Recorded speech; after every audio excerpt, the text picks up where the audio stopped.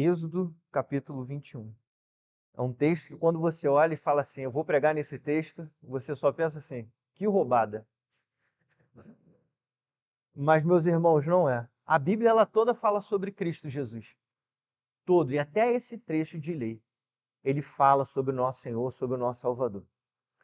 Então, a gente lê um apanhado extenso de leis que muitas delas para a gente não fazem sentido, outras parecem justas, mas o fato é que enquanto eu lia esse texto, eu fui lembrado de uma frase de Winston, mas não Winston Churchill, Winston Scott, o gerente do Hotel Continental do filme de ficção John Wick. Ele tem uma fala que é muito icônica em relação a isso. Ele vai dizer, regras são as únicas coisas que nos separam dos animais. Ou em outros momentos ele fala, regras sem elas, viveríamos com os animais. E de fato, meus irmãos, as regras elas são isso. Sem regras, a gente estaria entregue aos nossos próprios impulsos, aos nossos próprios desejos, nossa própria tendência carnal. As regras elas têm um papel muito importante para nós.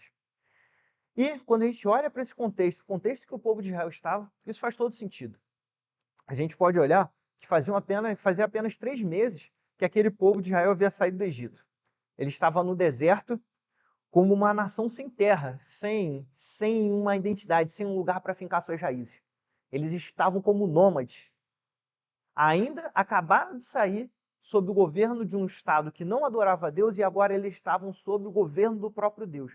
Mas isso ainda estava tudo meio solto no coração deles. A gente tem que lembrar que eles há pouco tempo eles estavam num clima de perseguição, eles estavam pensando em sobreviver. Eles não estavam com tempo para pensar sobre seus conflitos ou sobre as suas questões pessoais. Eles haviam acabado de atravessar um mar vermelho, onde ele viu o exército inimigo ser destruído. Não é à toa que pouco tempo depois, aquele povo começa a trazer as questões diante de Moisés, e Moisés tem que estabelecer um processo jurídico claro ali de como atenderia aquele povo. A gente viu isso quando o pastor pregou isso alguns meses atrás, onde Moisés implementou aquela divisão por juízes, orientado muito sabiamente por seu sogro. Então, o povo nessa situação, perdido ali ainda, caminhando como nômade, sem tanto vínculo, sem tanta direção, eu vislumbro 2 possibilidades naturais para aquele povo. A primeira, naquela situação, talvez fosse ceder aos impulsos do coração, estabelecendo uma espécie de anarquia que levaria aquele povo ao colapso, tendendo a fazer tudo aquilo que segue no coração. Se a gente parar para pensar bem, em certa medida isso acontece lá no livro de Juízes, onde cada um fazia aquilo que desejava o seu próprio coração. A outra opção, que também a gente vai ver no livro de Juízes, naquele povo, seria reproduzir as leis dos povos no meio do qual eles estavam inseridos, trazer aquela carga que eles tinham aprendido tanto em relação ao Egito, quanto que eles viam no Oriente Antigo ali ao seu redor. Então eles poderiam muito bem reproduzir aquelas leis que em certa medida traziam certa ordem, mas não eram baseados na santidade de Deus. Mas graças a Deus aquele povo não estava abandonado, ele não estava sozinho para seguir os seus próprios intentos. Deus era quem guiava aquele povo. Deus Santo, Criador dos céus e da terra. E em sua santidade, o que Deus fez, revelou a lei àquele povo. Inicialmente ele fez isso na frente de todos. Aquela cena icônica, onde o monte soltava fumaça, havia trovões, uma trombeta que ninguém sabia de onde via, e a voz de Deus se fazia audível. Deus anuncia assim os 10 mandamentos diante de todo aquele povo. Muita gente, meus irmãos, fica querendo ver o sobrenatural. Mas eu fico me perguntando, numa situação dessa, qual seria a nossa postura se não seria mais parecida com a daquele povo? Porque quando o povo viu o poder de Deus se manifestando, a primeira coisa que eles falaram foi: Moisés, fale você conosco, mas não deixe Deus falar conosco, porque estamos apavorados. E assim assim Moisés foi instituído como porta-voz de Deus e passou a anunciar a lei de Deus para aquele povo. Quando a gente para olhar nesse contexto, a gente vê os 10 mandamentos sendo anunciados, e logo após os 10 mandamentos a gente vai ver uma série de leis que vai do capítulo 21 até o meio do capítulo 24, e em certa medida essa lei ela vai se repetindo em todo o Pentateuco, em todos os outros livros, expansões e extensões dessa lei. Mas como isso funciona? A lei são os 10 mandamentos, Ou os 10 mandamentos não são completos? O que seria isso? Ontem, conversando com o presbítero Rafael, falei que eu tive que me debruçar um pouco para entender algumas questões de direito. A gente vê um pouco de tudo na minha formação, como a gente costuma falar, né? Tem 3 ou 2 colegas aqui de formação. Eu tenho um oceano de conhecimento com um palmo de profundidade. Então, a gente acaba ouvindo um pouquinho de cada coisa.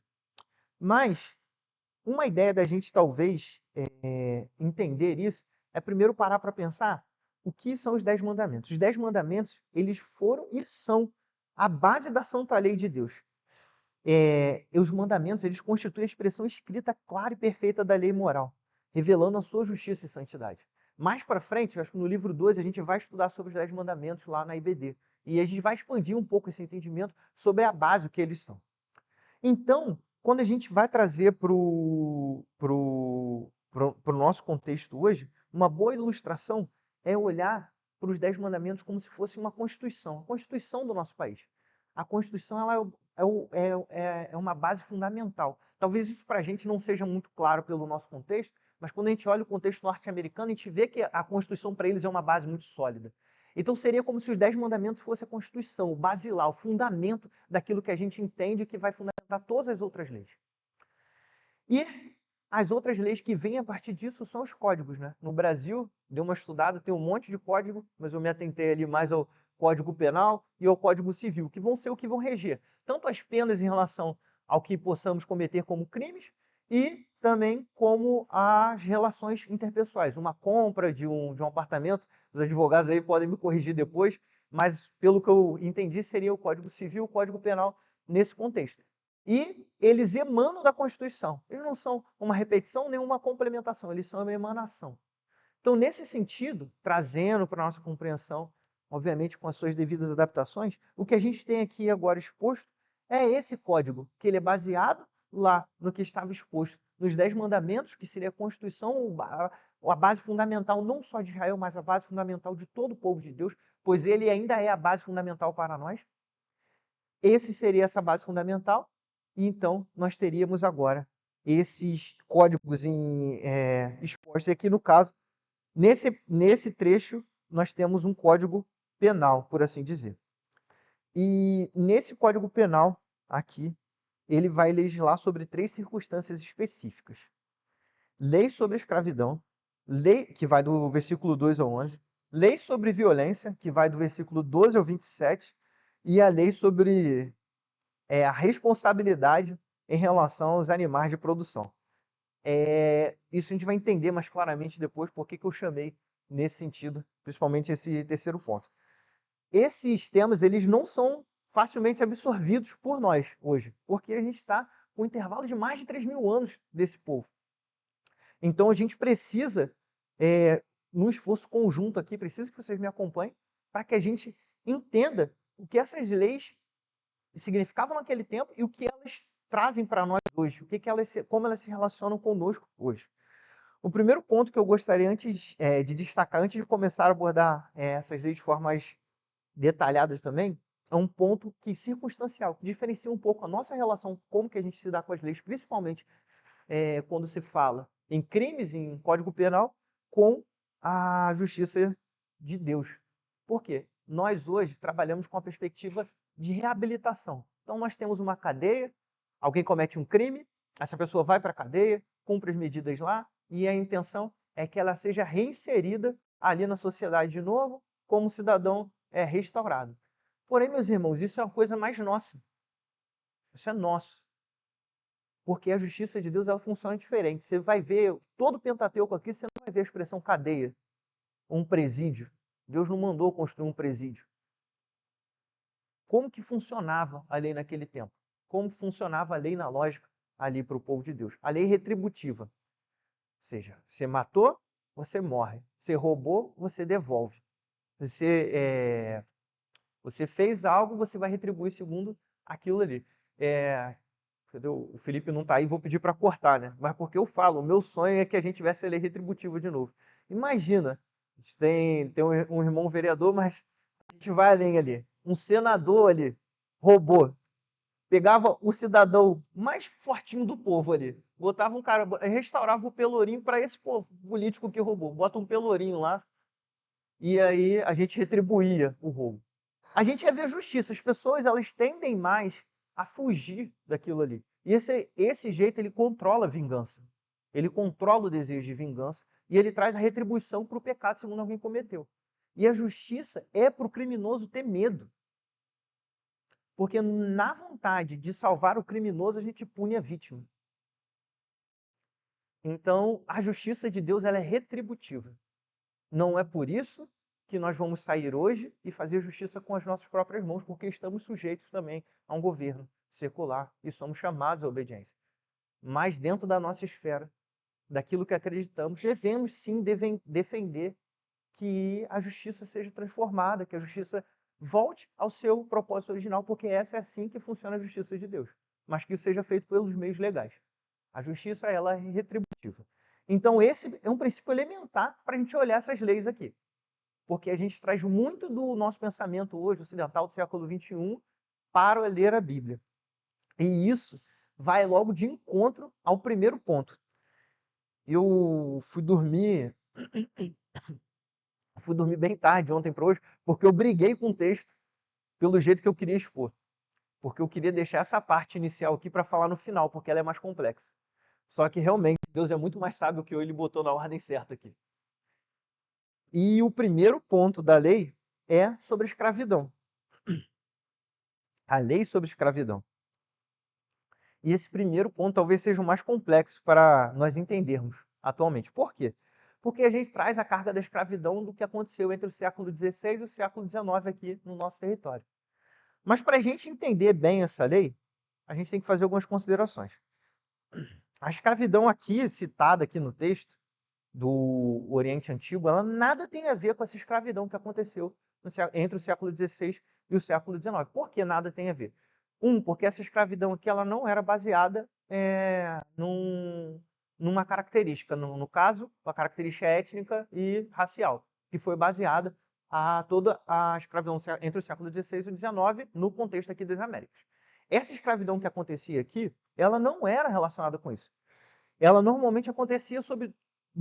majoritariamente acontecia sob duas circunstâncias. Um povo derrota outro povo, eu preciso construir tijolo, preciso fazer tijolo, preciso construir casa, eu vou botar o meu povo? Não, vou pegar esse povo derrotado e vou escravizar ele. Lógica simplesmente natural daquela época ali, onde as guerras eram constantes. E outra situação que isso acontecia era quando? Estou numa situação de miséria e não sei o que fazer da minha vida. Vou lá e me vendo como escravo para alguém para que eu tenha sustento, porque o escravo ele recebe alimento, ele recebe uma residência e tem um emprego para fazer. Abro mão da minha liberdade para isso e vou lá. Ou a pessoa ainda fazia o seguinte: eu não tenho perspectiva nenhuma, vou vender a minha filha ou meu filho como escravo e para que eu tenha um sustento e ele tenha uma garantia. 100% das vezes era isso? Não. Esse sempre quer dizer uma idoneidade, um coração puro? Também não. Pelo contrário, a gente vai olhar também que isso traz uns certos problemas. E um segundo ponto aqui, também sobre essa escravidão, que diferencia da escravidão que a gente tem em mente, é que a escravidão, via de regra, para o caso dos hebreus, escravos de hebreus, isso também era comum um pouco no Oriente Antigo, entre os intrapovos, era de que a escravidão naquele sentido ali não era perpétua. Tanto que a gente vê uma lei aqui que no 7º ano ele vai ser liberto, e a gente vai ver isso com mais calma. Salvo algumas exceções que são elencadas no próprio texto. Mas, via de regra, a escravidão ela não era perpétua, diferente da que a gente vê entre o século XVI e XIX. Com exceção dos povos capturados, nesse sentido, ela era uma escravidão perpétua até ou que houvesse uma rebelião. Mas eu acho que o ponto crucial aqui é que quando a gente vê Deus legislando sobre escravidão, sobre essa lei, Deus ele não está aprovando a escravidão. A escravidão ela não é uma prática aprovada e incentivada por Deus ou no Antigo Testamento. Ela era algo que acontecia próprio daquela época. O que acontece é uma regulamentação daquilo por quê? Porque ia acontecer. E por que isso acontecia? eu vejo um paralelo dessa lei, dessa prática que acontecia, com um paralelo do divórcio. Deus aprova o divórcio? Não. Nós sabemos que Deus não aprova o divórcio. Mas o divórcio acontece. Alguém é lançado no inferno pelo divórcio? Especificamente, não. A gente vai para o inferno por não se arrepender. Deus constrói coisas, existem casais que se casam depois do divórcio, existe, e Deus abençoa em certa medida, mas existe a lei do divórcio, ainda que Deus não aprove. E o porquê que existe a lei de divórcio? O próprio Jesus responde isso, por causa da dureza do quê? Do coração dos homens. Se a gente volta lá no século XV a.C., mais ou menos nessa época ali, todo aquele período antes de Cristo, até bem recente na nossa história, se uma mulher fosse abandonada pelo marido e não houvesse uma lei que protegesse ela, principalmente naquele contexto, essa mulher ela estava perdida, porque ninguém queria, ela seria considerada adúltera, não teria uma fonte de sustento viável, seria impulsionada assim, provavelmente para prostituição ou para mendicância. Então a lei do divórcio ela não veio para aprovar o divórcio, ela veio para proteger, nesse sentido, a mulher que fosse abandonada, que fosse repudiada, porque os homens se entregam ao pecado. Os homens, não o gênero o homem, né? Falo os homens, a humanidade se entrega ao pecado e essas coisas acontecem. Mas Deus, em sua misericórdia, entrega uma lei para que protegesse isso. E isso também vai acontecer nesse sentido da escravidão. Deus ele não aprova a escravidão. Naquele contexto, ela acontecia. E pela dureza do coração dos homens, ela continuaria acontecendo. Então, Deus vai lá e traz essa lei que protege, nesse sentido, os vulneráveis, que ela vai proteger com que os escravos não sejam explorados em demasia, além daquilo que é permitido. Ou seja, nós vemos claramente, assim, pelo contexto de todas as escrituras, que existe uma legislação sobre a escravidão, mas isso não implica na aprovação da escravidão, nem implica no incentivo à escravidão. E a gente vai olhar mais para frente os impactos também e o porquê que surgia essa ideia da escravidão também. Ah, e isso é importante. O pecado no coração daqueles homens é que levava eles também para praticar essa escravidão. Mais para frente a gente comenta isso de novo, mas como eu lembrei agora, por quê? Em parte, os homens não confiavam em Deus e se entregavam como produtos, porque eles não confiavam no sustento e na provisão de Deus, e eles preferiam se vender tentando resolver por seus próprios meios. E dois, a gente tinha senhores com propriedades que também não eram generosos. Então a gente vê claramente que isso é um pecado que se abrangia dessas duas partes. Quando um pecador não generoso e um pecador têmero, que não vai ser sustentado por Deus, se encontravam, acontecia essa questão da escravidão. Mas então aqui temos as leis da escravidão, que podem ser divididas em dois pontos. A escravidão masculina, que vai do verso 1 ao 6, e a escravidão feminina, que vai do verso 7 ao 11. Vamos lá, vai ser... Eu desconfio hoje que eu vou falar bastante, mas espero que a gente consiga caminhar bem aqui.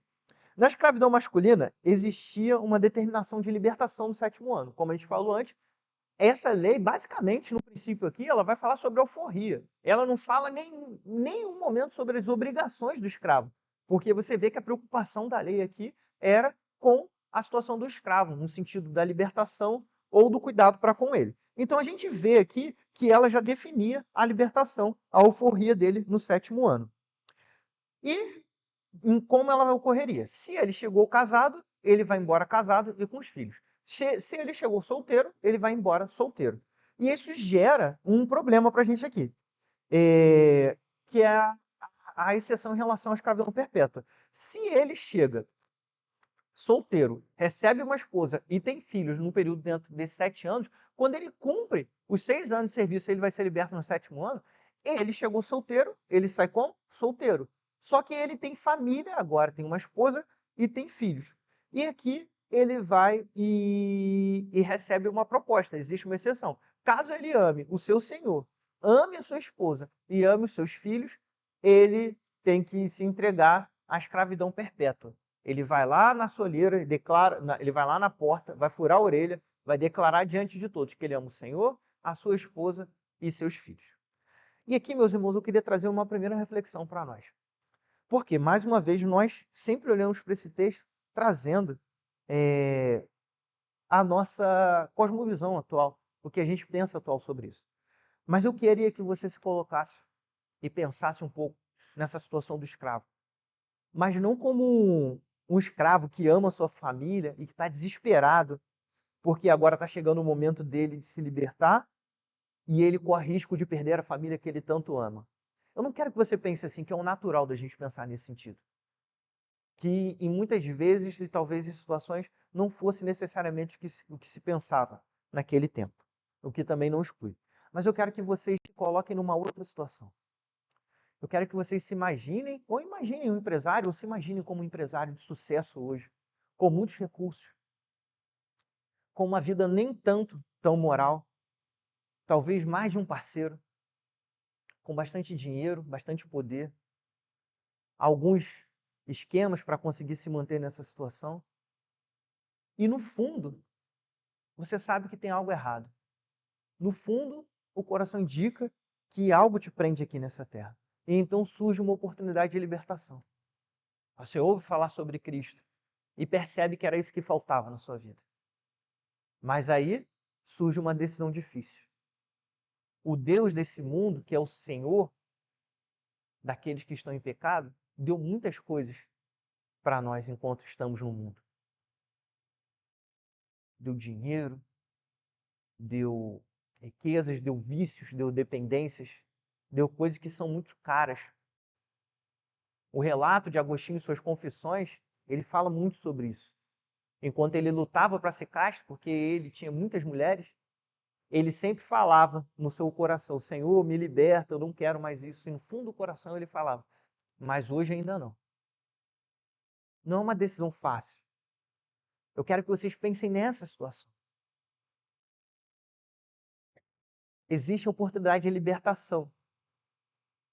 Mas às vezes nós procuramos nos apegar àquilo que o mundo nos deu, que o Senhor, que aquele que nos escraviza nos deu.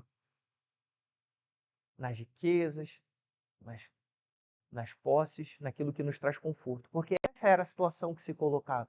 Uma segurança emocional, algo do tipo, e se abre mão da liberdade. Mas Deus não nos chamou para sermos escravos desse mundo. Então, quando eu leio esse texto, eu encontro eco no que o nosso Senhor Jesus disse, que está exposto lá em Lucas 14, 26.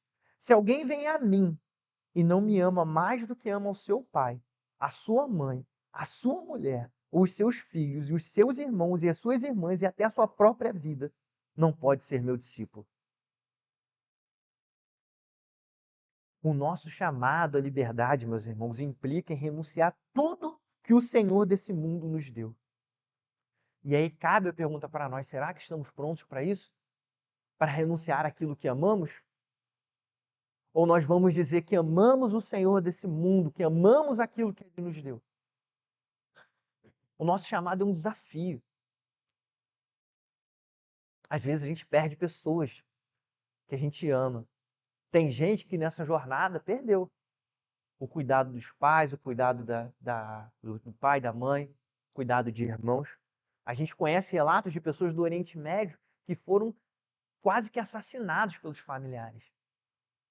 Óbvio que a gente vive num contexto que não faz muito sentido isso, mas a gente tem que parar para pensar qual o chamado de Jesus para nós. Eu sempre, para não perder o costume, né? Lembro do peregrino, no começo da jornada dele, ele vai como? Ele vai sozinho. Depois Deus traz a família dele, mas ele começa a jornada sozinho. Quando Cristo nos oferece a liberdade, devemos agarrar essa liberdade. E aí a gente agora vai para a segunda parte dessa lei. A escravidão feminina. Eu acho que essa ainda é mais complexa do que a primeira, para a gente analisar. E aí eu tenho que fazer mais algumas considerações. Porque, primeiro, esse texto específico aqui, ele parece tratar de uma situação bem fechada em relação a qual escravidão feminina ele está tratando. E provavelmente aqui é a escravidão feminina que a filha ou a mulher entregue como uma concubina ou uma esposa. E por que isso é mais complexo? Que agora a gente tem que parar para ler mais um pouco e entender. Meus irmãos, eu passei muito mal para entender tudo que eu ia vendo aqui nesse texto, porque eu sabia que era complexo. O concubinato, a concubina, ela não era uma amante legitimada, Não era como se as escrituras, naquele momento, não, está aprovado ter uma amante. No contexto do Oriente Antigo, a concubina ela era uma mulher inserida na família, de forma reconhecida pela sociedade legal ali, e com status inferior à esposa. Mais uma vez, meus irmãos, Deus não está falando que isso é legal, não. Deus não está aprovando isso. Mas o problema é que isso acontecia. E por que isso acontecia? Na maioria dos casos, na grande maioria dos casos, a concubina tinha um papel específico, gerar descendência. Seja porque a mulher era estéril, ou seja porque aquele senhor, aquele homem, ele queria ter mais filhos, porque os filhos também eram indicativo de prosperidade. Então, se ele tinha uma mulher estéril, ele tentava resolver isso pelos seus próprios meios. E o que ele fazia? Adquiria uma concubina. Tem um caso que isso aconteceu. Esse caso está onde? Lá em Abraão. Abraão, a figura mais importante, o pai da nação de Israel, aquele em quem todos são benditos. O cara que começou a se relacionar com Deus, que foi chamado da sua terra, recebeu uma promessa de que dele sairia uma nação. Nele hoje nós somos benditos. O pai da fé chegou lá e fez o quê? Teve uma concubina. Isso foi aprovado? Não. Isso trouxe dor de cabeça? Bastante. Abraão recebeu a promessa de que teria um filho. Ele e a Sara já estavam de idade avançada, mas a promessa permanecia. O que eles pensaram? Vamos dar uma ajudinha para Deus. Mais uma vez o coração pecador tentando resolver os problemas por conta própria. Sara forneceu Agar para que Abraão gerasse nela um filho. Agar teve um filho chamado Ismael. O filho cresceu, depois Deus cumpriu a promessa que ele havia feito. Sara deu à luz um filho, a Isaac. Ismael zombava de Isaac. O que aconteceu? Deus mandou, a Sara mandou Agar embora, abandonada, para morrer no deserto, ela e seu filho. E o que essa lei aqui impede? Que isso aconteça. Se uma concubina não agradar ao seu senhor, ele não pode vendê-la para o estrangeiro. Se ele chegar uma segunda esposa que lhe agradar mais, ele não pode abandonar essa primeira esposa que foi dada para ele como escravo. Ele não pode deixar de dar o sustento para ela, não pode deixar de dar a vestimenta para ela e não pode deixar de cumprir as obrigações conjugais dele, que não fica muito claro na tradução. Ele não pode deixar de fazer isso. Então essa lei, mais uma vez, a gente vê que protege os vulneráveis do coração pecador do homem. Por isso podemos ver que essa lei ela não é uma aprovação, uma legitimação do que acontecia, mas ela é regularizada para diminuir o dano do que o próprio homem fazia, do que a própria humanidade fazia. Então a gente pode ver aqui que na lei para a escravidão feminina, elas não ficam livres ao fim de 6 anos. Contudo, elas também são proibidas de serem vendidas, caso não agradem ao Senhor. Também é mantida aqui uma possibilidade de resgate, elas podem ser resgatadas. Caso não haja mais interesse do Senhor por ela, a família pode ir lá, retornar, resgatar ela de volta e trazer ela de volta ao convívio familiar. E caso ela seja dada ao filho do proprietário, ela deve ser tratada como filha também. Então, em certa medida, ela se torna livre nesse sentido. E caso a sua função de concubina caia em desuso, que é como eu falei agora há pouco, por conta da chegada de outra mulher, ou caso ela se torne de fato a esposa e chegue outra mulher, os benefícios de mantimento, de vestuário e de direitos conjugais dela devem ser mantidos. Caso seja rompido, ela também está livre, ela é liberta. Então a gente vê mais uma vez a lei sobre escravo legislando mais sobre a libertação do que sobre as obrigações do escravo. Essas leis elas podem parecer duras para nós hoje, mas em muitos aspectos elas foram revolucionárias naquela época. Elas representavam um rompimento com o que era praticado nos povos ao redor de Israel. Aquele povo ao redor dele muitas vezes tratava de fato o escravo como uma instituição inferior. Não está tratado aqui. Mais para frente, acho que no livro de Deuteronômio, é dito que se um escravo fugido fosse abrigado pelo povo, por um hebreu, por um judeu, ele deveria ficar protegido e não deveria ser entregue para o seu dono, para o seu proprietário. Em contrapartida, as leis daquela época, o Código de Hammurabi, falava que se alguém abrigasse um escravo e não devolvesse, deveria ser morto. Então você já começa a ver o rompimento com o que acontecia ao redor daquele povo. Mas o fato aqui, e que a gente precisa ser honesto, é que a escravidão não representa a vontade de Deus para o homem. Isso ocorreu muito em meio por conta do nosso pecado, como eu falei anteriormente. Primeiro, daquele que falta confiança, daquele que não confia na provisão de Deus, daquele que se desespera e se entrega e se submete a qualquer coisa em prol do seu sustento. E isso ainda é realidade para nós hoje. Muitas vezes podemos tomar ações desesperadas e medidas desesperadas simplesmente porque não confiamos na provisão de Deus e achamos que podemos resolver os nossos problemas por nós mesmos. Então nós fazemos essas coisas desesperadas, nos submetemos a regras rígidas, nos submetemos à opressão, nos submetemos a situações que são de fato pecado, como era o caso do concubinato, tentando resolver as coisas pela nossa própria mão, pela nossa própria força, pelo nosso próprio esforço e mérito. E acabamos fazendo isso. E por outro lado, também surge o pecado de nós, quando temos recursos para ajudar os nossos irmãos, como temos as posses, como temos os meios, omitimos isso em prol de nós mesmos. E quando essas duas coisas acontecem, ainda fazemos pior, podemos fazer pior, que é explorar a necessidade de um irmão. Então, quando essas coisas acontecem, quando elas se encontram, nós vemos assim o pecado. Como o ditado mais recente, né? Todo dia sai de casa um esperto e um não tão esperto. E quando eles se encontram, sai negócio. Quando alguém que não confia em Deus encontra em alguém abusivo, acontece isso, a amplificação do pecado. Depois daqueles que possuindo, e como falei, né, nós vivemos ainda assim isso entre nós. O pecado continua a nos assediar e nos escravizar, a vir sobre nós e a nos escravizar essa terra. Porém, quando olhamos para o texto, quando olhamos para essa lei aqui, nós podemos notar que Deus ele estabelece dois meios curiosos para a alforria do seu povo. O sétimo ano, que é uma clara referência ao sétimo dia, que é o sábado do descanso, e o casamento, para o caso das mulheres, que seriam desposadas. Não é à toa, né, meus irmãos? Porque Cristo é o nosso sábado, Ele é o nosso descanso, Ele é a nossa libertação. E a nossa libertação, ela se conclui onde? Nas bodas com o Cordeiro, porque Ele também é o nosso noivo que nos resgata e nos liberta da escravidão. A preocupação de Deus sempre nesse sentido foi a libertação da escravidão e isso permanece sobre nós hoje. E Cristo é a resposta para a libertação da escravidão. Mas vamos avançar, porque agora nós temos a lei sobre a violência, que vai dos versículos 12 ao 26.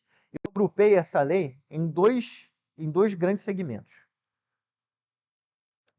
O primeiro, as leis com pena de morte e as leis com uma pena proporcional, né, com penas proporcionais.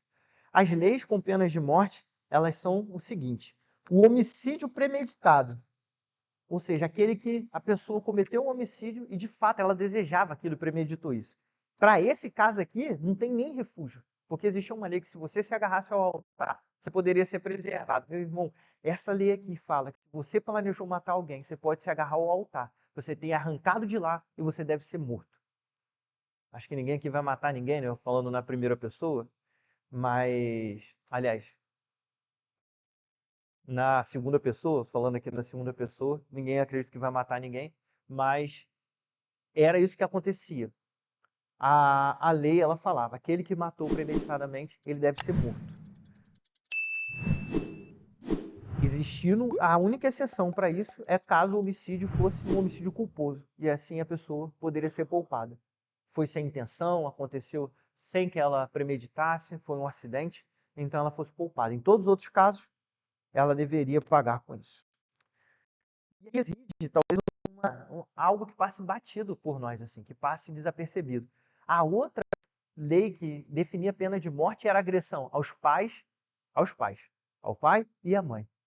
Eu acho curioso, porque ela está diretamente ligada ao decálogo, né? Honrar pai e mãe, e eu fico me perguntando, será que é isso que a gente ensina hoje para os nossos filhos? Será que é isso que a gente aprova hoje?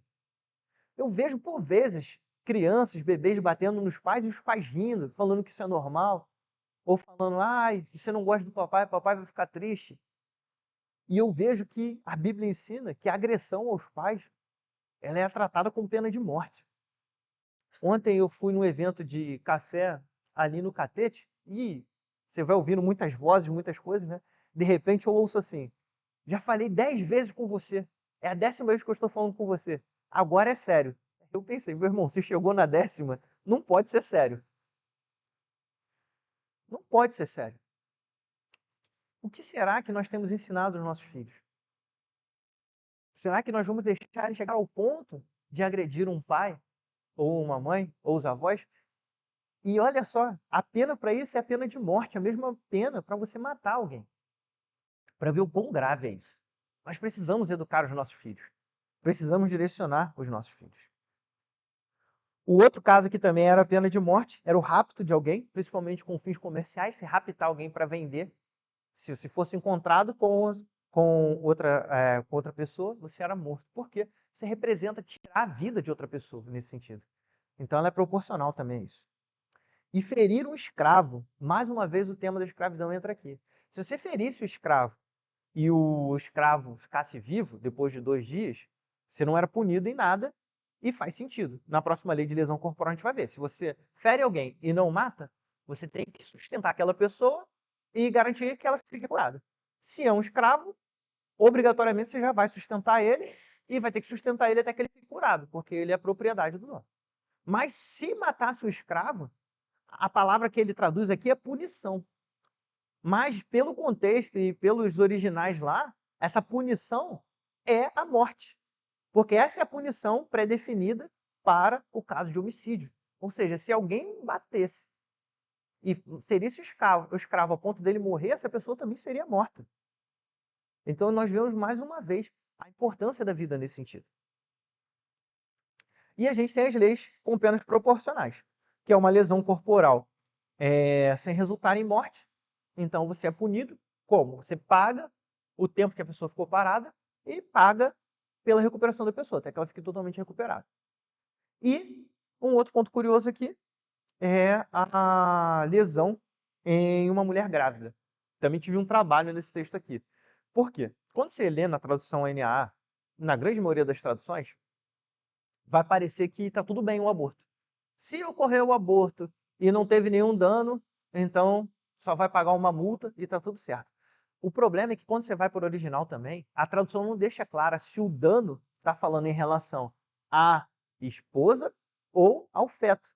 E a palavra usada para aborto aqui, que é traduzida por aborto, ela não quer dizer necessariamente o aborto, ela quer dizer o feto sair. Então, uma interpretação bem plausível é que se estiver tudo bem com a mãe e com o feto, aí não teve dano grave. Mas se tiver acontecido algo ao feto, aí também tem de ser pago. Vida por vida, mão por mão, dente por dente, olho por olho, e essa lei ela é aplicada. Ou seja, a gente vê também uma clareza de defesa em relação à vida. Isso não é tratado como qualquer coisa. O feto, ele é tratado sim aqui também como uma vida. E a gente vê também a questão da lesão corporal contra o escravo, se ferir. Furando um olho ou perdendo um dente, deixando assim mutilado, o proprietário é obrigado a libertar o escravo.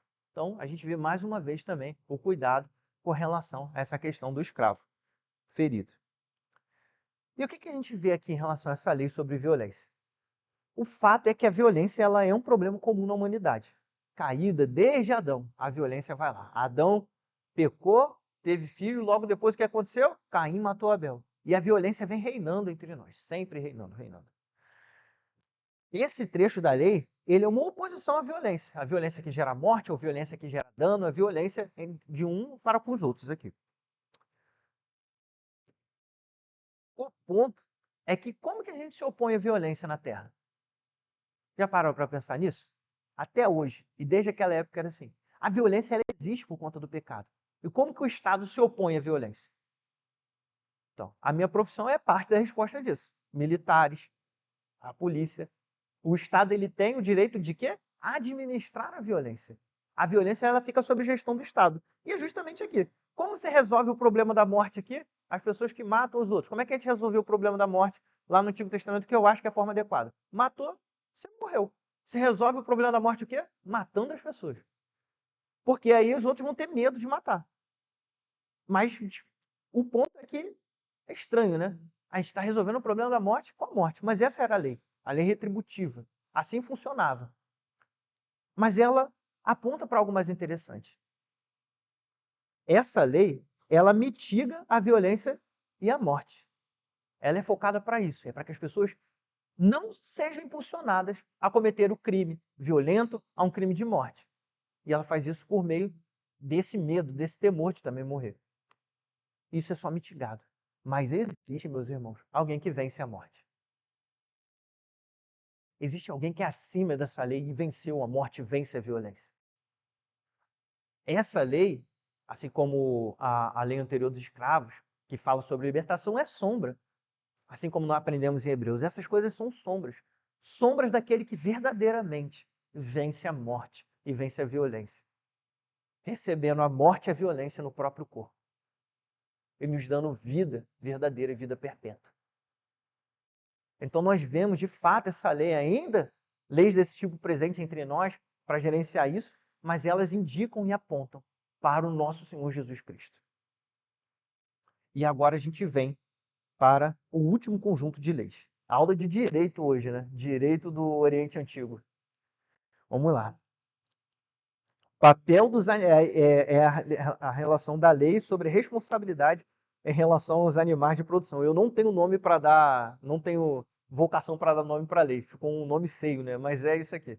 Responsabilidade em relação aos animais de produção. Por que os animais de produção? A gente precisa entender qual era o papel dos animais no Oriente Médio. Porque o cara ele não tinha um boi para ficar, o boizinho, vem cá, meu boi, passear com o boi ali na Quinta da Boa Vista. Não era esse o propósito do boi, não era o petzinho dele. Apesar de eu ter feito a pesquisa, existiam relatos antigos de que eles, por vezes, tinham animais que teriam estímulos. A gente vê a parábola de Natã afrontando Davi, falando de alguém que tinha uma ovelha que amava muito. Não era algo tão comum, mas essa lei ela não legisla sobre o cachorrinho chamado Kleber. Não é esse o ponto dela.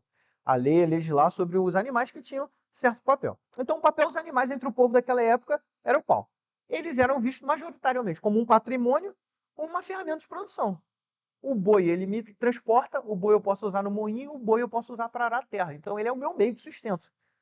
Os homens e também, quando o boi ficar velho ou se eu ficar com fome, eu posso matar o boi e comer. Então, os animais eram vistos como meio de alimentação, meio de produção, transporte, indicativo de status. A pessoa não falava eu tenho 1 milhão, a pessoa falava eu tenho 10 mil bois. Então, você vê, nossa, ele é muito rico. Então, os animais eles tinham esse papel, não tinham essa função que a gente tem hoje. Uma pessoa hoje tem 20 gatos, a gente não olha para ela com status, a gente olha para essa pessoa tem algum problema. Então, essa é a diferença. Ou seja, as leis voltadas para a proteção aos animais, elas não estavam focadas simplesmente na proteção desses animais. Elas estavam focadas o quê? No sustento dos proprietários. Era uma lei focada na provisão das pessoas, na capacidade da pessoa ter os seus provimentos. E, mais uma vez, eu dividi também as leis para agrupar aqui. Aqui a Ana não está aí, né? Eu escrevendo esse sermão parecia uma teoria da conspiração, assim, meu quadro cheio, linha conectada, tentando dividir ali, assim. Graças a Deus eu não sou advogado, admiro muito vocês, meus irmãos. Deus os abençoe. Mas, para melhor compreender, eu dividi ela em 3 pontos e o primeiro, em 3 segmentos. Primeiro, animais contra homem, animais contra o homem, homens contra o animal, do verso 34 a 33 e 34, e o animal contra o animal. O animal contra os homens é o animal que chifrar um homem. O homem contra o animal é quem cavar uma cova e um animal acaba caindo, e o animal contra o animal é um animal que chifrar o outro. Então, eu dividi dessa forma assim. Na primeira situação, onde o boi chifra o homem, existem 2 possibilidades.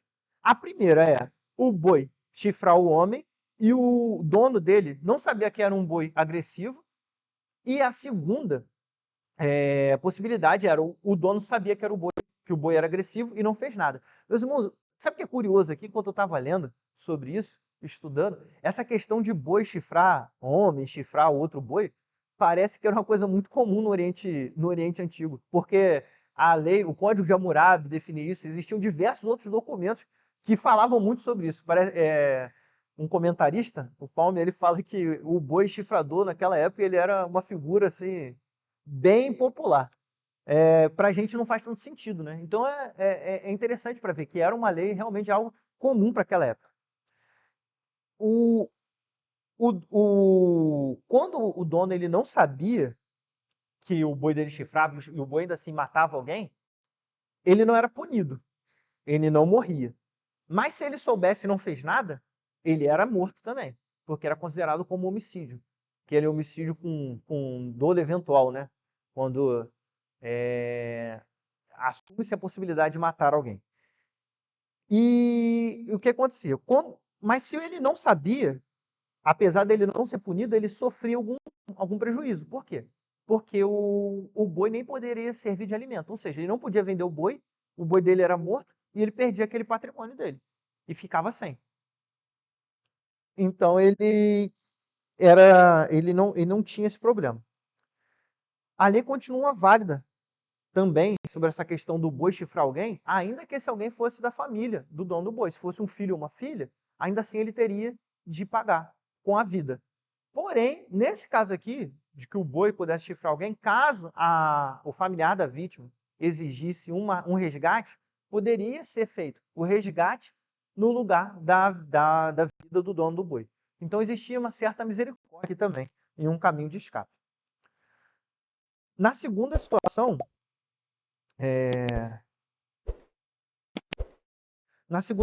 aqui, a gente vê só displicência, né? É um homem contra um animal. Alguém vai lá, faz uma cova, não tampa, vai embora e deixa isso para lá e no dia seguinte cai um boi ali.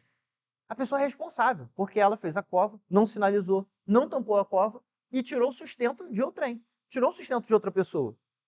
A outra pessoa dependia daquele boi e mesmo que não dependesse, era uma propriedade dela. Então a lei legislava. O boi caiu ali, o que, é que a pessoa tem que fazer? Ela tem que ir lá e pagar pelo boi que caiu ali. Mas a lei era interessante. Ela pagava pelo boi, mas ficava com o boi. Então tinha certa misericórdia também. Não era um prejuízo total. Ainda assim pelo displicente. E a gente tem o animal contra o animal. Caso um boi chifre outro boi, rege-se as mesmas possibilidades. Uma, o dono sabia que o boi chifrava o boi. Não sabia, aliás, que o boi era um boi que tinha esse hábito de chifrar outras pessoas ou outras coisas. Se ele não sabia, o que eles fazem? Eles pegam o boi morto e o boi vivo, dividem o boi morto, vendem o boi vivo e dividem o valor. Se ele sabia, ele vai lá, dá o boi vivo dele para quem perdeu o boi, porém fica com o boi morto também. Então, assim, a lei tinha essas coerências e mantinha o sustento do povo. A gente vê que era uma lei bem fechada para, ninguém ficar sem a sua provisão, mas dois, independente de você saber ou não, você assumiu o prejuízo. Você tinha um prejuízo. Você perdia o seu boi, você dividia o seu boi, você não queria vender o boi morto, você queria o boi vivo, mas você perdia. Então, a gente vê esse prejuízo. Mas, meu irmão, até onde eu sei, aqui ninguém na igreja tem um boi. Não sei, lá em Minas, talvez o pessoal tenha um boi, o Seropédica, tem boi lá, o seu pai? Então, eu tinha um amigo que o pai dele começou a investir em gado e tinha boi e gado, mas eu acho que não é comum. Então, pra gente, talvez isso aqui não faça tanto sentido. Mas a gente tem uma maneira de enxergar isso na nossa cultura. Pensar em alguém dirigindo. Alguém tem um carro. Esse carro, ele está com freios defeituosos. A pessoa não sabe que o carro está com freios defeituosos. Na hora que ela vai frear, tem umas pessoas passando, ele não freia e mata aquelas pessoas. Ele vai responder pelo crime de homicídio culposo. Ele não sabia que o freio dele não estava funcionando, ele não tinha esse conhecimento, mas acabou participando de um acidente e houveram óbitos, ou ainda se fosse lesão corporal. Porém, se o motorista, o dono desse veículo, levou o veículo a uma oficina na semana anterior, o mecânico falou, olha só, o seu freio está com defeito. Ele vai parar de funcionar. E ainda assim, o proprietário do carro pegou o carro e continuou andando, e se ele matar alguém, e for provado isso, ele vai responder como o dolo eventual, porque ele sabia que ele podia matar alguém. Então, o que a gente vê nisso? Isso agora fica mais claro para a gente, faz mais sentido, né, quando é assim. Ou você vai construir uma obra, você vai no dia e fragiliza uma parte dessa obra, mas não avisa ninguém. Os pedreiros entram lá, aquela parte fragilizada cai e mata os pedreiros. Você é responsável por aquilo, porque você sabia que tinha um risco e não avisou ninguém. Então agora a gente começa a olhar e falar, nosso contexto também faz sentido. O ponto é o seguinte, nós precisamos ser responsáveis com o que nós fazemos. Porque as nossas ações podem destruir famílias. Quer a gente ignore o fato, não saiba, ou quer a gente saiba e seja negligente. Eu tive gente da minha família, tive gente próxima, conhecida, que tinha problemas de epilepsia, que teve com problemas de diabetes, estava tendo ausências, desmaios, e as pessoas insistiam em dirigir. E a pergunta eu falo, você vai dirigir até quando? Até matar uma criança? Até matar uma pessoa? Meus irmãos, nós precisamos ser responsáveis com aquilo que fazemos. Nós vivemos num mundo muito frágil. Eu gostava muito de ver desenho, né? Quando eu era mais novo, todo mundo sabe que eu gosto de histórias de quadrinhos, de heróis. Eu sempre lembro do episódio do Super-Homem contra o Darkseid na Liga da Justiça. Darkseid, o vilão talvez mais imponente contra o Super-Homem. E aí, numa das batalhas final, o Super-Homem fala: eu passei a minha vida inteira vivendo em um mundo de papelão, com medo de quebrar alguém, matar outra pessoa, mas você, Darkseid, você aguenta. E aí ele parte para cima feliz da vida, né? Que pode usar toda a força dele. Meus irmãos, nós vivemos em um mundo de papelão. Todos nós. Não existe super-homem aqui. E todos nós vivemos em um mundo de papelão.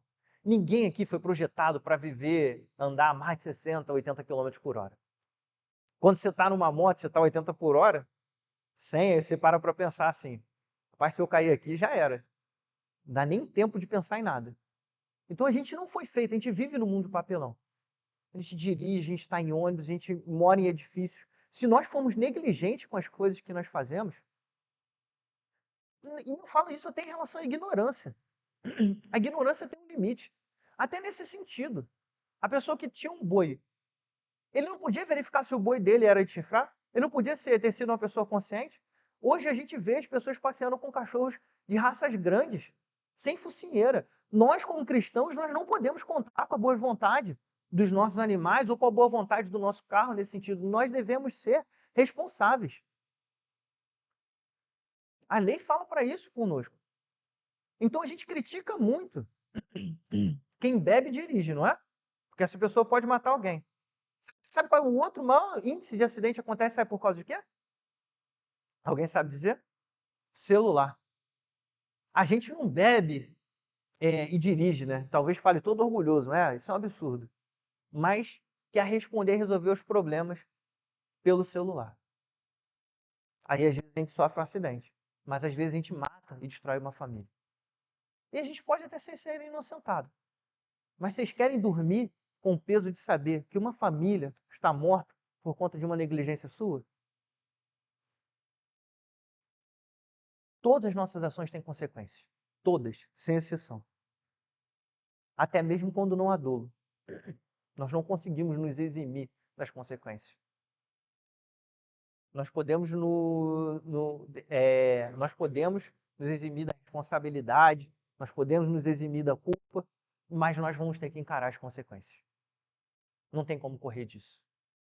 Eu lembrava muito disso na época da eleição, também corta, e não é para defesa política não, e nem é porque é ano de eleição. Agora que eu comecei a falar, vou até terminar, né? Até ia parar.